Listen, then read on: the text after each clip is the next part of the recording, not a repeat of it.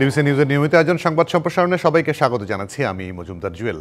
দিনে বাছাই করা সংবাদ এবং এরপর যে আলোচনা নিয়ে সংবাদ সম্প্রসারণে আজ অতিথি হিসেবে স্টুডিওতে আছেন দ্য ফিনান্সিয়াল পোস্টের প্রধান সম্পাদক এম এ আজিজ এবং সিনিয়র সাংবাদিক গোলাম মুর্তজা। দুজনকে স্বাগত সংবাদ সম্প্রসারণে। আজকে গোলাম মুর্তজাকে দিয়ে শুরু করি, তারপর আপনার কাছে আসি। যে কথাগুলো নিয়ে আমরা একটা স্টোরি মানে চারিদিকে তো আলোচনা হচ্ছে। হাসনাত আবদুল্লাহর পোস্ট, তারা প্রেস ব্রিফিং করেছে, এটা নিয়ে বিক্ষোভ হয়েছে, তাদের মধ্যেই এক ধরনের বিরোধিতা তৈরি হয়েছে। মানে আজকে সেনা সদরও বলেছে এটি একটি রাজনৈতিক স্ট্যান্ডবাজি। মানে এই ছাত্ররা যে নতুন বাংলাদেশ তৈরি করার প্রত্যয় নিয়ে এত আন্দোলন করলো, সামনে এগোচ্ছে, দল করলো, তাদের মধ্যে দ্বিধা বিভক্তি বা এরকম আমি বুঝি বলি যে বালখিল্যপনা, এটি কি আপনি মনে করেন? প্রথমত কথা, ছাত্রদের প্রতি সাধারণ জনমানুষের যে প্রত্যাশার জায়গাটা তারা তৈরি করেছিল, তারা এটা অর্জন করেছিল। যে মানুষ বিশাল প্রত্যাশা করেছিল, এই প্রত্যাশাটার তারা অর্জন করেছে তাদের ত্যাগ দিয়ে, তাদের রক্ত দিয়ে। এবং 25 থেকে 27 বা 20 থেকে 24, 25, 26, 27 বছর বয়সী ছেলেমেয়েরা একটা আন্দোলনকে লিড দিয়েছে। সেই আন্দোলনের সঙ্গে বিএনপি সহ, বিএনপির মতো এত বড় একটি রাজনৈতিক দল, সেই বিএনপি সহ সব দল মতের রাজনীতিক নেতাকর্মীরা তাদের পেছনে থেকেছে। এটা মানে একটা বিরল রকমের একটা গণঅভ্যুত্থান, বিরল রকমের একটা ঘটনা। শেখ হাসিনার মতো একটা দানবীয় সরকারের পতন ঘটিয়েছে এবং এই পতনটা যে ঘটানো যাবে, আমরা যারা প্রতিনিয়ত কথা বলতাম, লিখতাম, তারাও বিশ্বাস করতাম না যে দ্রুত শেখ হাসিনার পতন, এই রকমের পতন হবে। তো সেরকম একটা জায়গা থেকে যখন শিক্ষার্থীরা একটা দল গঠন করলো এবং দল গঠন করার পরে যখন এই 4 রকমের কথা আসলো 4 জনের জায়গা থেকে, হাসনাত আবদুল্লাহ এক রকমের পোস্ট দিল, সার্জিস আবার তার সঙ্গে দ্বিমত করে আরেকটা পোস্ট দিল, নাসিরুদ্দিন পাটোয়ারি আবার আরেক রকম কথা বলল, মাসুদ আবার আরেক রকমের কথা বলল। এটা সাধারণ জনমানুষকে খুব আহত করেছে। যে তার মানে কি, তারা যে স্বপ্ন নিয়ে বিপ্লব করলো, গণঅভ্যুত্থান করলো, তারা যে স্বপ্ন নিয়ে রাজনৈতিক দল গঠন করলো, সেই জায়গাটা কি একটা ধাক্কা খেলো? এটা কি আর হবে না? স্বপ্নটা কি আর থাকলো না? প্রচলিত ধারার যে অবস্থা, সেই অবস্থার মধ্যেই কি ফিরে গেলাম? এখন যখন তাদের প্রতিনিধিরা বলছেন যে আমাদের নিজেদের মধ্যে কোনো সমন্বয়হীনতা নাই, আমাদের নিজেদের মধ্যে কোনো মতভেদ নাই, এই কথাগুলো বলছে ভালো কথা।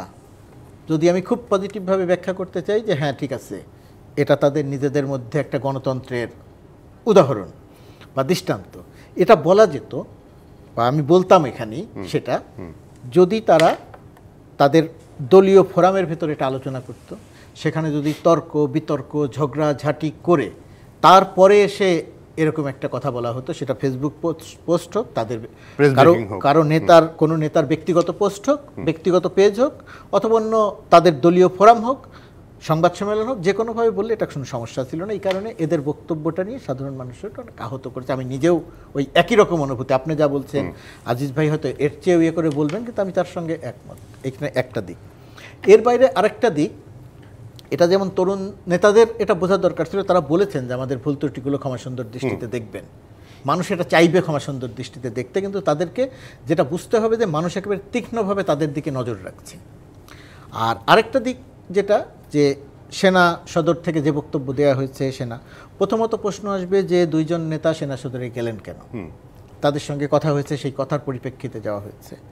তো সেই কথার পরিপ্রেক্ষিতে যাওয়ার পরেও আরেকটা দিকও আমাদের এই রাজনীতির খুব গুরুত্বপূর্ণ দিক, যে রাজনীতিতে সেনাবাহিনীর একটা সময় খুব গুরুত্বপূর্ণ ভূমিকা ছিল, যা দরকার ছিল। যখন 5 আগস্টের অভ্যুত্থান ঘটে গেল, সেই সময়ে দেশের যে আইনশৃঙ্খলা পরিস্থিতি, পুলিশবিহীন একটা দেশ, পুলিশ বিলুপ্ত হয়ে যাওয়া, পুলিশবিহীন একটা দেশে সেনাবাহিনীর খুব গুরুত্বপূর্ণ ভূমিকা ছিল। কিন্তু পরবর্তীতে এখন যে আলোচনাটা আসলো, সেটা নিয়ে সেনাবাহিনীরও এক ধরনের মানে রিথিঙ্ক করার ব্যাপার আছে। আওয়ামী লীগ মানে ভালো আওয়ামী লীগ, গণহত্যার সঙ্গে সম্পৃক্ত না আওয়ামী লীগ, এরকম আওয়ামী লীগ, সেই আওয়ামী লীগ রাজনীতিতে আসবে কি আসবে না, সেই আওয়ামী লীগ নির্বাচনে অংশ নেবে কি নেবে না, সেটা তো আওয়ামী লীগ ঠিক করবে, সেটা তো আওয়ামী লীগের ব্যাপার। তো সেটা যদি না হয়, তাহলে ভালো আওয়ামী লীগকে আর খারাপ আওয়ামী লীগকে, হত্যাকারীকে হত্যাকারী না কে, এটা আপনি কিভাবে শনাক্ত করবেন, কিভাবে বিচার করবেন? এটা একটা গুরুত্বপূর্ণ প্রশ্ন। এটা যখন সেনাপ্রধানের মুখ থেকে আসে, এটা যখন সেনাপ্রধানের মুখ থেকে আসে বলতে হাসনাত আবদুল্লাহর পোস্ট এবং নেত্র নিউজের সঙ্গে সেনা প্রধানের অফিস থেকে যে কথা বলা হয়েছে তার মধ্যেও কিন্তু সেটা আছে যে রিফাইন্ড আওয়ামী লীগ। এখন এই আওয়ামী লীগ শেখ হাসিনা প্রতিনিয়ত হুমকি দিচ্ছেন মানুষ হত্যার, শেখ হাসিনা প্রতিনিয়ত হুমকি দিচ্ছেন মানুষের ঘরবাড়ি জ্বালিয়ে দেওয়ার, শেখ হাসিনা হুমকি দিচ্ছেন প্রতিনিয়ত শিক্ষা দেওয়ার, প্রতিটি মানুষকে ধরে ধরে শিক্ষা দেওয়া হবে। শেখ হাসিনা ডক্টর ইউনূসকে শিক্ষা দিতে চান, শেখ হাসিনা শিক্ষার্থীদের শিক্ষা দিতে চান। সেই প্রথম দিকে তো বলেছিলেনই 227টা মামলা, সুতরাং 227 জনকে মারার লাইসেন্স তিনি পেয়ে গেছেন। একজনকে মারলেও যা হবে, পেশাদার খুনিরা যা বলে। আমি একবার পেশাদার খুনির সাক্ষাৎকার নিয়ে একটি স্টোরি করেছিলাম সাংবাদিকতায়। তারা যেরকম অর্থের বিনিময়ে খুন করে, তাদের বক্তব্য ছিল যে একজনকে খুন করলেও যায়, 100 জনকে খুন করলেও তাই, ফাঁসিই তো। শেখ হাসিনা সেই পেশাদার খুনিদের বক্তব্য যে একজনকে খুন করলেও যে শাস্তি, এই 227 জনকে খুন করলেও সেই শাস্তি। তো এইরকম কথা যখন শেখ হাসিনা বলছে, সেরকম সময়ে রিফাইন্ড আওয়ামী লীগ বা ভালো আওয়ামী লীগ এটা আপনি কিভাবে শনাক্ত করবেন? শনাক্ত করার একমাত্র মানদণ্ড হচ্ছে যাদের বিরুদ্ধে গণহত্যার অভিযোগ আছে, যাদের বিরুদ্ধে লুট তরাজের অভিযোগ আছে, যাদের বিরুদ্ধে ভোট ডাকাতির অভিযোগ আছে, টাকা পাচারের অভিযোগ আছে, তাদের বিচারটাকে ত্বরান্বিত করতে হবে। তা আপনি বিচারটাকে ত্বরান্বিত করেন, বিচারটাকে সম্পন্ন করেন, তারপরে গিয়ে আওয়ামী লীগ যদি রাজনীতি করতে চায় তখন গিয়ে আলোচনা করা যাবে যে কোন আওয়ামী লীগ আলোচনা করবে, কোন আওয়ামী লীগ আলোচনা করবে না। কিন্তু এখন যদি ছাত্রদের একটা ভুল বা ত্রুটিকে কেন্দ্র করে কেউ যদি সেই সুযোগ নিয়ে একটা গণহত্যাকারী দলকে যদি পুনর্বাসন করতে চায়, সেটা যেই করতে চায়, তার বিরুদ্ধে এদেশের মানুষ সবসময় একটা প্রতিবাদ মুখর থাকবে, শিক্ষার্থীরাও থাকবে, তারা ওই ভুল করা সত্ত্বেও থাকবে। জি, এম এ আজিজের কাছ থেকে আমি মন্তব্য জানতে চাই, কারণ আমি আর প্রশ্নটা করলাম না টোটাল বিষয়টা নিয়ে, যে এই পুরো পরিপ্রেক্ষিতটা নিয়ে আপনার কি বিশ্লেষণ? আমার বিশ্লেষণ হচ্ছে আমি চরমভাবে মর্মাহত এবং হতাশ। কারণ ধরেন 52 সাল থেকে আন্দোলন হয়েছে, অনেক আন্দোলন, সব আন্দোলনের সামনের কাতারে ছিল ছাত্ররা। 68 থেকে সশরীরে আমি 90-এর আগ পর্যন্ত আন্দোলনে ছিলাম। পরে কিন্তু ভিন্ন ফর্মে, ধরেন আমি 5 তারিখেও টকশোতে ছিলাম, ভিন্ন আন্দোলনের অবস্থান পরিবর্তন হয়েছে। আমি আশা করেছিলাম এই পরিবর্তনের মধ্য দিয়ে আমরা একটা দেশ, অর্থাৎ মুক্তিযুদ্ধের সময় যে আকাঙ্ক্ষাটা করেছিলাম, ওই দাবিগুলো, ওই আকাঙ্ক্ষাগুলো এবং এই 5 তারিখের আকাঙ্ক্ষাগুলো প্রায় অনুরূপ। এটা নিয়ে এখন কিন্তু ওই যে যত সংস্কার এগুলি হচ্ছে, কিন্তু এই আচরণগুলি দেখছি ছাত্রদের সম্পর্কে। আপনি খেয়াল করে দেখেন, যত আন্দোলন হয়েছে সব আন্দোলন, এমনকি মুক্তিযুদ্ধে তো ছাত্রলীগই তখন অগ্রভাগে ছিল, পতাকা উত্তোলন, ইশতেহার পাঠ থেকে শুরু করে যা কিছু করছে সব তারা করছে। অথচ কোনো ছাত্ররা কিন্তু সরকারের অংশীদার হয় নাই, এক ছাত্র নেতারা এত বিতর্কিত হয় নাই। আমার বক্তব্য এখানে যে সেনা প্রধানের সাথে ধরেন, এখন তো রাজনৈতিক দল, ছাত্রদের এটা রাজনৈতিক দল। এখন ফখরুল ইসলাম আলমগীর বলল যে আমি সেনা প্রধানের কাছে অ্যাপয়েন্টমেন্ট ঠিক করলে কথা বলবে, না দিয়ে তো পারবে, দিবে, কথা বলবে, কিন্তু এটা তো দ্বিপাক্ষিক বা ত্রিপাক্ষিক। এটা এইভাবে ফেসবুকে ট্রান্সলেট দিয়ে প্রকাশ করতে হবে। তার মানে হচ্ছে আমাদের দেশের ভাষায় বলে আক্কল দাঁত গজায় নেই, রাজনৈতিক দেশ চালাতে চায়। আর একই স্ট্যাটাস দিল, ওখানে 2 জন ছিল উপস্থিত, 2 জনের 2 ভাষণ, 2 রকম বক্তব্য। তার বিপরীতে আরো 2 জনের 2 রকম বক্তব্য। আর সেনা সদর থেকে যে বক্তব্য দিয়েছে, কেউ আমি বলতে শুনেছি যে আইএসপি এর স্টেটমেন্ট দিল না কেন? যারা সেনাবাহিনী সম্পর্কে কোনো ধারণা নাই তারা কথা বলতে পারে। সেনা সদর হচ্ছে ফাইনাল অথরিটি, আইএসপি তাদের পিআর সেকশন, ওখানে ব্রিফ করলে প্রেস লিস্ট দিয়ে দেয়, ওইটা আইএসপির মানে প্রেস লিস্ট দেওয়া। তো সেনা সদর থেকে, আর সবচাইতে আপনি দেখেন যে নেত্র নিউজ, তারা বাংলাদেশ সম্পর্কে অনেকগুলো নিউজ, কিন্তু বড় বড় নিউজ লিক করেছে, এবং এটা আপনার আল জাজিরা এরাও পিক আপ করেছে বিভিন্ন জন। সুতরাং এখন যে ক্রাইসিসটা তৈরি হয়েছে, ধরেন ভারতে আপনার বিবিসি নিউজ করেছে, প্রায় 80 থেকে 100 জন লিডার ভারতে আছে, আর সারা পৃথিবী জুড়ে আছে 1000 খানেক। তারা এই যে নেত্র নিউজ যে নিউজ করেছে, তার আগে নেত্র নিউজের পরে আপনারা দেখেন আওয়ামী লীগের 3টা লিডার মন্ত্রী ছিল, 3টে লিডার আমি বক্তব্য শুনেছি, সাক্ষাৎকার শুনেছি। তারা বলছে, কে বলছে নির্দোষ আওয়ামী লীগ পার্টি করবে? আমাদের প্রধানমন্ত্রী এখনো শেখ হাসিনা, বঙ্গবন্ধুর কন্যা। আমরা এখান থেকে আমাদের সংগঠন চালাচ্ছি, ওটা মানে না তো। তারা কে, তাহলে দায়িত্বটা কে নিল? এই যে বলছে না যে কি নির্দোষ নাকি রিফাইন্ড আওয়ামী লীগ করবে, রিফাইন্ড আওয়ামী লীগ তো স্বীকার করে না। আর রিফাইন্ড সাবের হোসেন চৌধুরীর নাম আসছে, সে রিফাইন্ড কেমনে হলো? সে তো রিমান্ডে ছিল, 6 খুনের আসামি ছিল। বেল তো কোন কারণে হয়েছে এটা অনুমান আমরা করতে পারি। সে তো জামিন এক হিয়ারিংয়ে, পৃথিবীর ইতিহাসে এরকম ঘটনা ঘটে নাই যে 6টা মার্ডার কেসের আসামি আবার রিমান্ডে আছে, সে বেল হয়ে গেছে এক হিয়ারিংয়ে লোয়ার কোর্ট থেকে। নিশ্চয়ই কোনো এখানে হস্তক্ষেপ ছাড়া হয়েছে, হয় নাই তো। এখন সে রিফাইন্ড হলো। আমি ধরে নিলাম তাজউদ্দিনের ছেলে মেয়ে তারা রিফাইন্ড, তারা নির্দোষ ভাবতে পারি, কিন্তু তাজউদ্দিনের ছেলে সম্পর্কেও কিন্তু বক্তব্য আছে। হ্যাঁ, কারণ সে বিডিআর হত্যা মামলায় তারও ভয় ছিল, সেও প্রতিমন্ত্রী ছিল তখন, সেও অনেক জায়গায় কথা টথা বলছে, এগুলো রেকর্ড আছে। সুতরাং আমার বক্তব্য হচ্ছে এখানে মূল বিষয়টা হচ্ছে যে আপনার আওয়ামী লীগ রাজনীতি বা ইলেকশন করতে পারবে কি পারবে না, এটা হলো মূল ইস্যু। এখানে আপনি দেখেন রাজনীতিবিদ না হলে যা হয়, প্রধান উপদেষ্টা কিন্তু হুট করে ওই ফাঁকে যখন চুলা গরম তখন ফুট করে কয়ে দিল যে না, আওয়ামী লীগ নিষিদ্ধ করার সিদ্ধান্ত নেই। এই কথাটা বলার পরে তো সব ফুসে গোলমালটা লেগে গেছে। উনি রাজনীতিবিদ হলে কিন্তু এই কথা ওই মুহূর্তে বলতেন না, উনি চেপে থাকতেন অথবা ভিন্নভাবে হ্যান্ডেল করতেন। এই জন্য আমি বলবো যে এখন যে উত্তপ্ত পরিস্থিতি হয়ে গেছে, এই উত্তপ্ত পরিস্থিতিটা একদমই ওই যে সেনা সদরের যে কমেন্টটা, নেত্র নিউজের কমেন্ট, ওইটাই ঠিক যে তাদের অপরিপক্কতা, দূরদর্শিতা এবং এটা রাজনৈতিক স্টানবাজি, এটাই সত্য। এই হাসনা তো স্টানবাজি করতে গিয়ে এই সারা দেশটাকে আউলায় দিছে।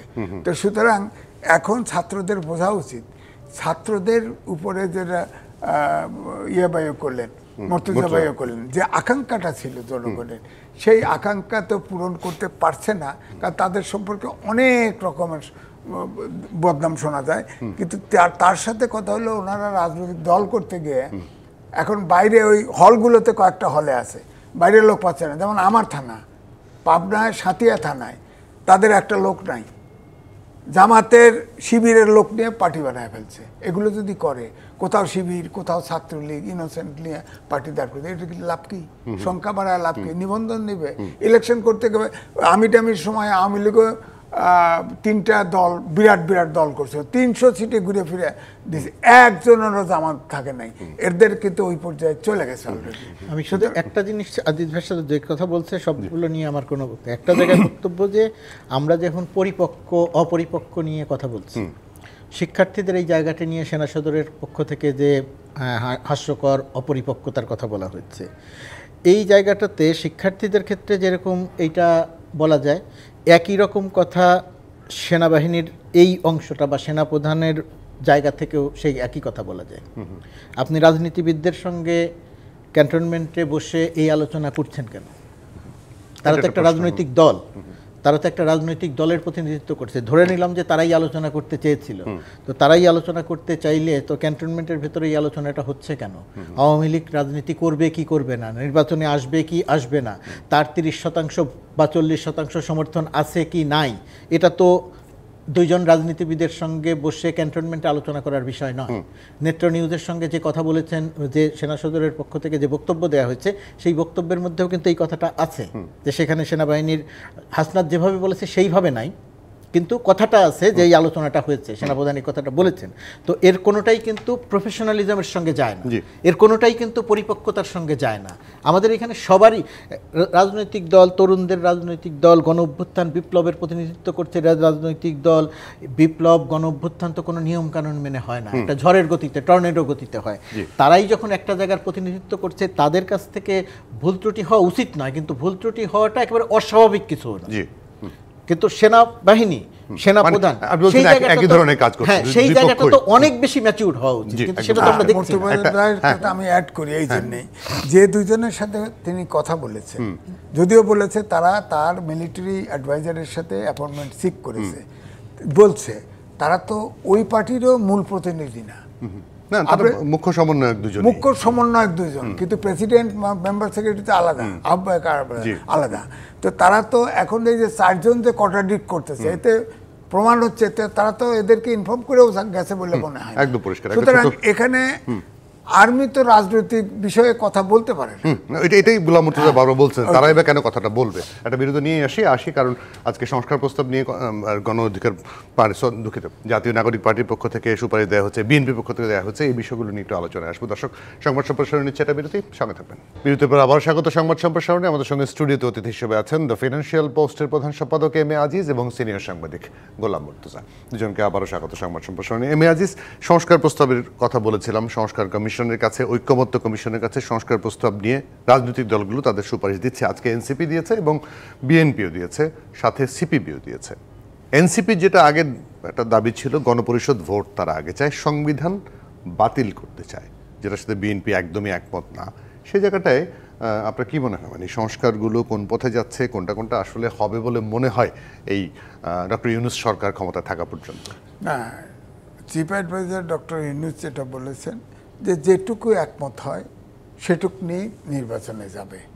হ্যাঁ, এবং এগুলো যে একমত কোটা হলো তিনি ওয়েবসাইটে জনগণকে জানিয়ে দিবেন। তা আজকে যেটা আমি দেখলাম যে ছাত্রদের পক্ষ থেকে একজন বলল, আর বিএনপির পক্ষ থেকেও একজন বললো, তাই তো পরিষ্কার। আর ওয়েবসাইটে দেখ আর না দেখ আমরা জানি যে গণপরিষদ বিএনপি মানে না, ব্যক্তিগতভাবে আমিও মানি না। আবার বলতেছে জোড়াতালি দেওয়া, যে আচ্ছা ঠিক আছে একটা সংসদ হবে, ওইটাই গণপরিষদের ভূমিকা পালন করবে, এটা শেষ হলে ওইটাই সংসদ হয়ে যাবে। কিন্তু অনেকে তো গণপরিষদ কনসেপ্টটাই বোঝে না। হ্যাঁ, গণপরিষদ হলো যে ধরেন আমাদের দেশে যেমন প্রথমটা জোড়াতালি হয়েছে, এখনও এটা নিয়ে বিতর্ক আছে যে পাকিস্তানের পার্লামেন্ট আর এমপি এবং এমএনএ নির্বাচিত হলো, তাদেরকে নিয়েই এটা গণপরিষদের রোল ওই ইয়াতে সংবিধান পাশ হলো 1972 সালে, সম্ভবত 16ই ডিসেম্বর পাশ করে ওইটাই সংসদ হয়ে গেল। যার ফলে এই বিতর্কটা রয়েই গেল যে এটা অবৈধ, কারণ ওটা পাকিস্তানের এমপি ছিল।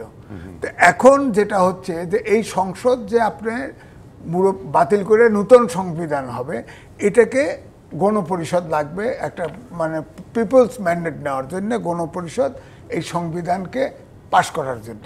তা আমার বক্তব্যটা এই জায়গায় যে দেশ স্বাধীন হলো, ওই সময়টা কি হবে? তাহলে ওই সময়টা কি মাইনাস? ওই সময়টা থাকবে না। তো এই জন্য আপনার এই সংবিধান আছে, এই সংবিধান যত বেশি প্রয়োজন হয় সংস্কার করেন, এটাকে গণতান্ত্রিক করে ফেলেন। এই সংবিধান উপরে ভরসা করে, আমি তো ছিলাম বঙ্গভবনে, এই সংবিধানকে সমুন্নত রাখার জন্য ডক্টর মোহাম্মদ ইউনূস সহ সব উপদেষ্টা পরিষদ ওত নিলেন। আপনাদের তো এই সংবিধান সংস্কার করার এখতিয়ারই নাই, অধিকারই নাই। আপনাদের ওত ভঙ্গ হলে তো আপনাদের পদই থাকে না, আপনারা সংস্কারের কথা বলছেন। কারণ আমরা আপনার ক্ষমতা বসে আছেন বলতেছেন, আমরা মেনে যাচ্ছি।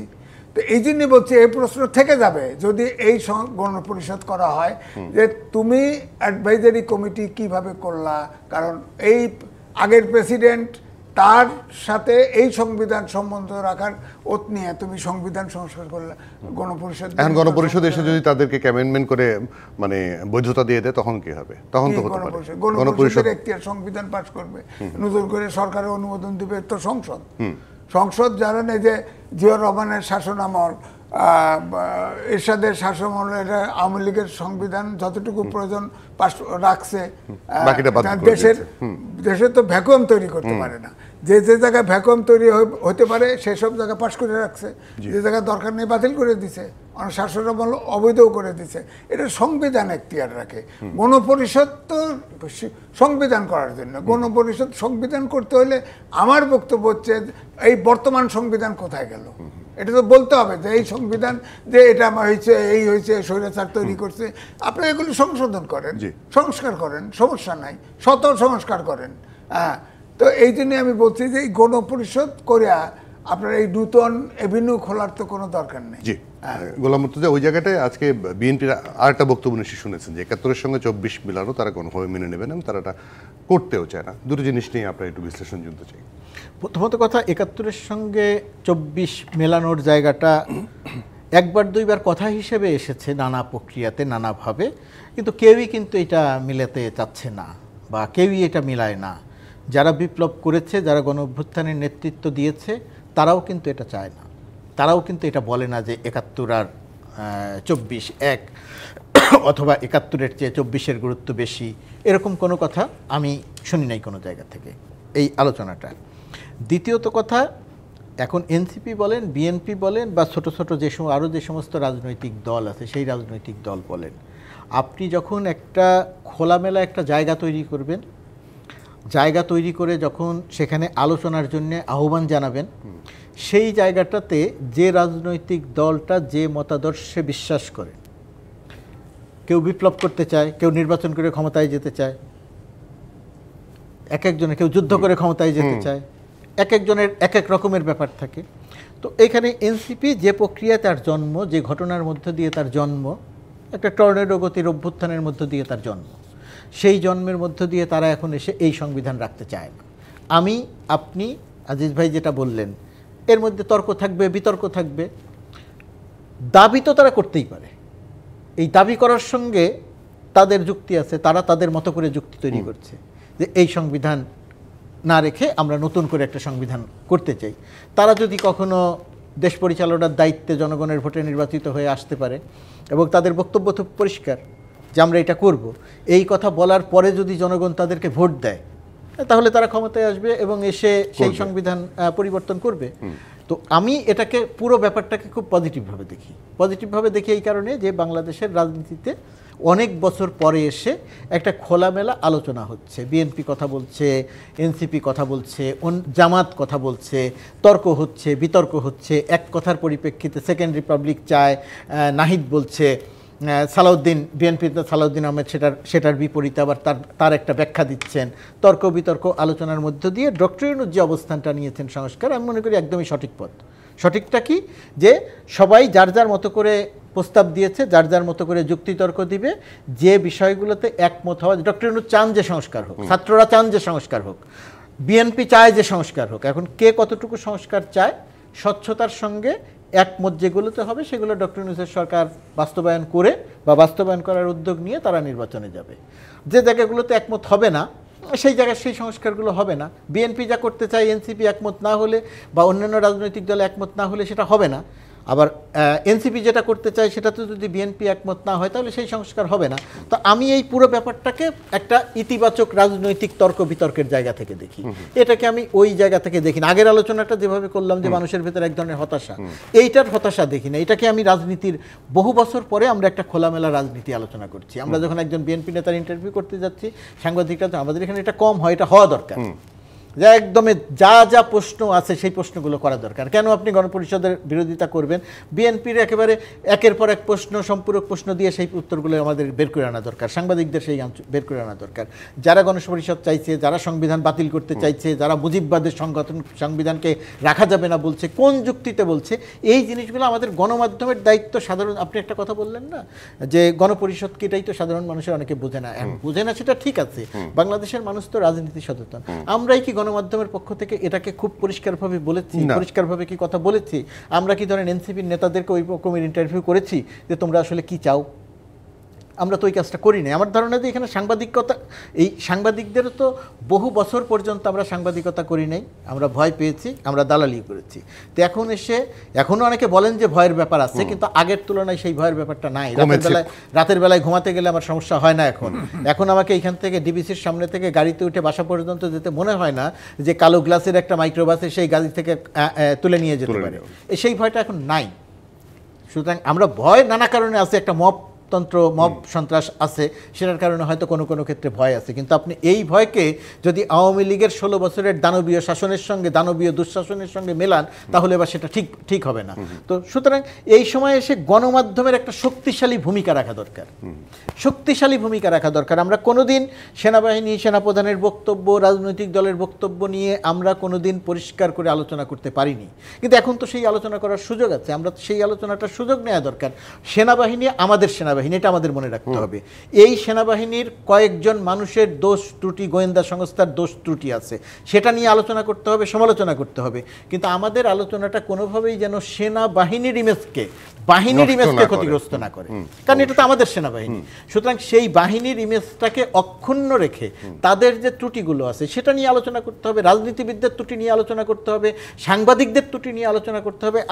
আমি মনে করি এখন রাজনৈতিক দলগুলোর পাশাপাশি গণমাধ্যমের একটা সোচ্চার ভূমিকা থাকা দরকার, দায়িত্বশীল ভূমিকা থাকা দরকার, যেটা কমপক্ষে 16 বছর আমরা সেই দায়িত্বটা পালন করি নাই, পালন করতে পারি নাই, সেই জায়গা থেকে বের হয়ে আসা দরকার।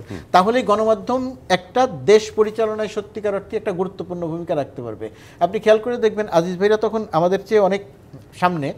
90-এর আন্দোলন যে সময়টিতে হয়, 90-এর আন্দোলনের 1 দলের 7 দলের সঙ্গে 15 দলের, 5 দলের সঙ্গে 7 দলের এই যে লিয়াজোর জায়গাটাতে সাংবাদিক এবং সাংস্কৃতিক কর্মীদের অবিশ্বাস্য রকমের গুরুত্বপূর্ণ ভূমিকা ছিল।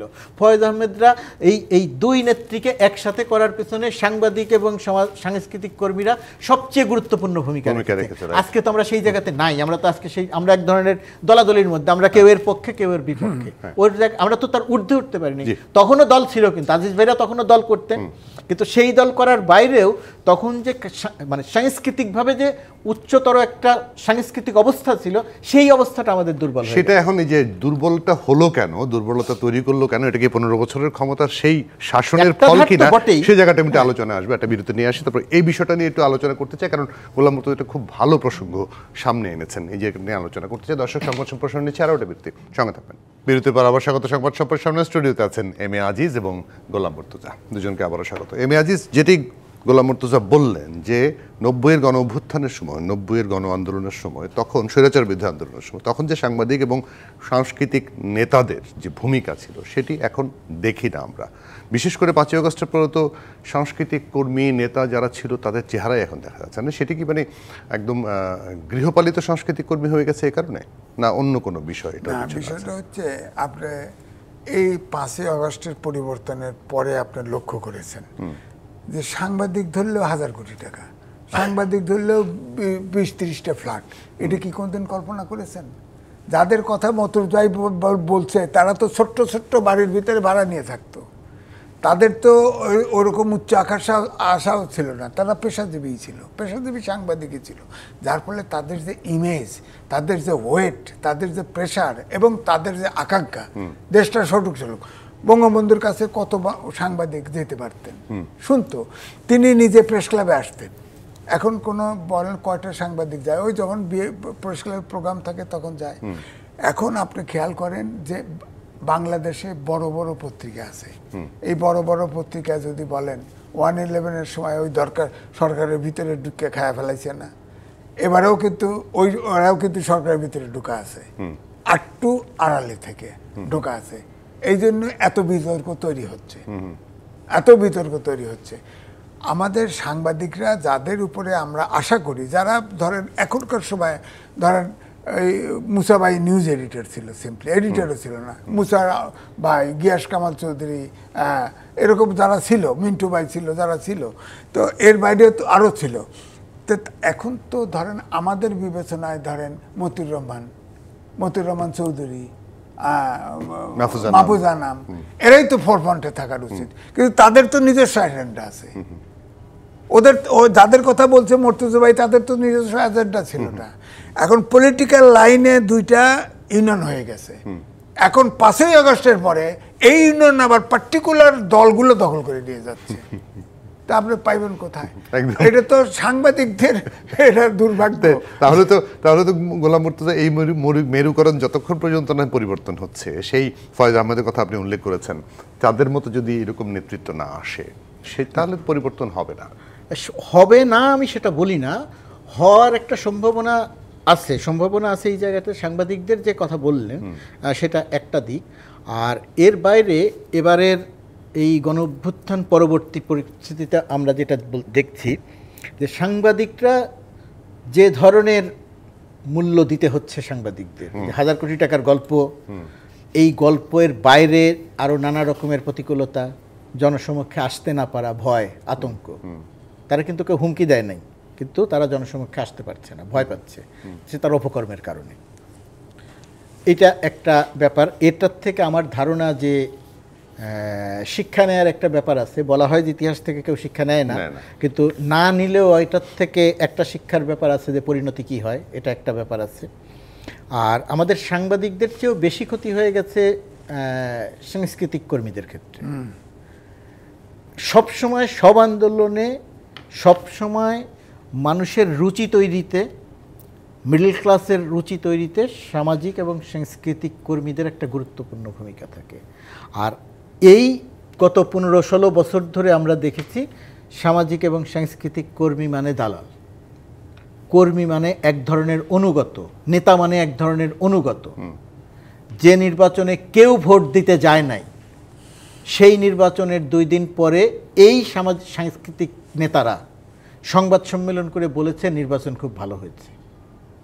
যে নির্বাচন রাতে হয়েছে সেই নির্বাচনের পক্ষে সাংবাদিকদের একটা অংশ, বড় অংশ, এবং সাংস্কৃতিক কর্মীদের একটা অংশ টেলিভিশনে এই সমস্ত চেয়ারে বসে বলেছে নির্বাচন খুব ভালো হয়েছে, মানুষ ভোট দিয়েছে। এই যে মানুষ এদেরকে মাইনাস করে দিয়েছে জীবন থেকে, মানুষ আর এখন এদের কথা বিশ্বাস করে না।